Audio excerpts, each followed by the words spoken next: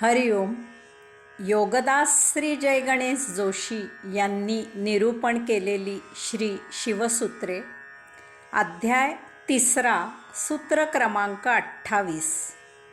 दानम आत्मज्ञानम. सिद्धयोग्याचे दान आत्मज्ञान असते. जे आडात असते तेच पोहऱ्यात येते. आपल्याकडे जे असते तेच आपण दुसऱ्याला देऊ शकतो. आपल्याकडे जे नाहीच ते आपण दुसऱ्याला देऊ शकत नाही. सिद्धयोग्याकडे आत्मज्ञानाशिवाय दुसरे काही असतच नाही. तो केवळ त्याच्या आत्मानुभूतीचा, ते सुद्धा कोणाची तरी ठेव म्हणून धनी असतो. यास्तव तो जेव्हा इतरांना काही देतो तेव्हा तो केवळ आत्मज्ञानच, त्याच्या स्वानुभूतीचा प्रसादच देऊ शकतो. कारण इतर काही द्यायला बाकी काही द्यावे असे सिद्धयोग्याकडे काहीही नसते. येथे दान असा शब्द आपल्याला कळावे म्हणून वापरला आहे. त्याचा अर्थ सहजपणे, निरपेक्षपणे वाटप असा घ्यायचा आहे.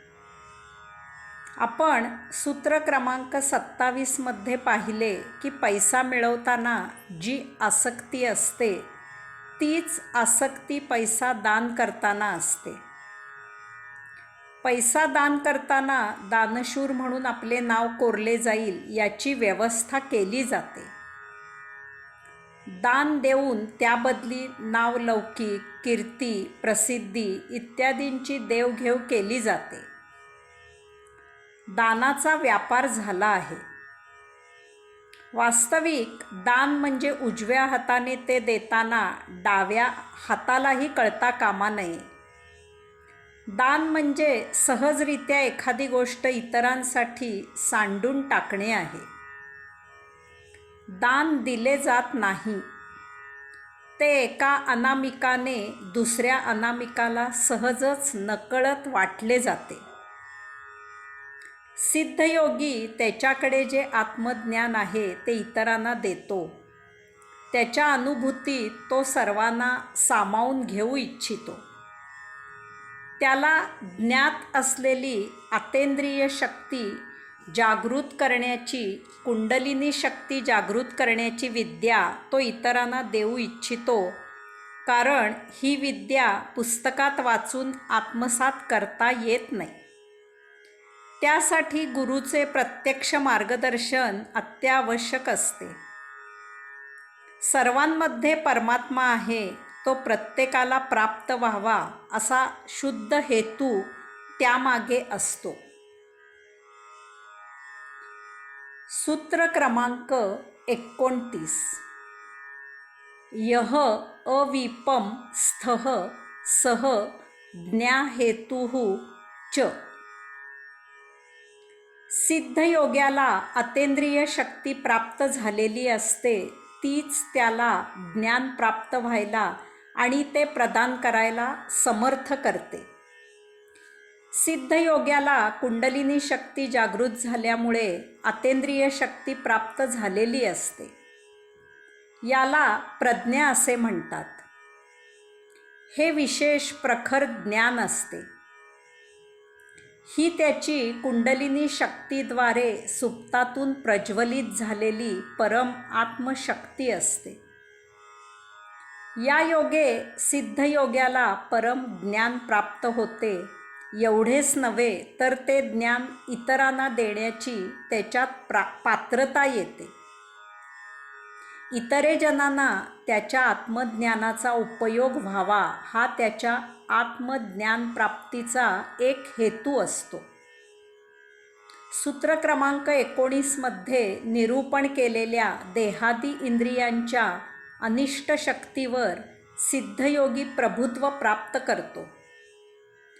त्यामुळे तो भोगप्रवृत्तीत अडकत नाही, गुंतत नाही. येथे अविपम असा शब्द वापरला आहे. अविपम म्हणजे पशूंचे रक्षण करणारा. सर्वसामान्यजन मनुष्येतर योनीतून मनुष्य योनीत आलेले असले तरीही त्यांची मनुष्येतर योनींची भोगापवर्गता शिल्लक असते.